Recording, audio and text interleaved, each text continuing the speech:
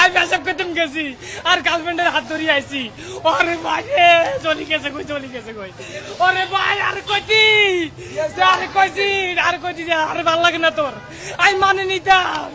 আরে এটা কি হইল রে ভাই?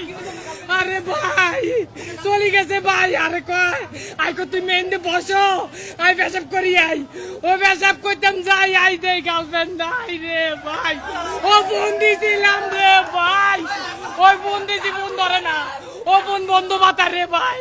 প্রেম করছিলাম ভালোবাসি এত ভালোবাসার ভিতরে কেমনে দিতে আর বুকের মধ্যে সেলের গাদি উড়ে গেছে। আরে আল্লাহ রে আল্লাহ আর ভালোবাসা কোন জায়গায় কমতে ছিল না রে। ওই গত বছর ওই আয়ো তুফান সিনেমা দেখছি। ওই আর গার্লফ্রেন্ডের সাথে একইভাবে দেখছি।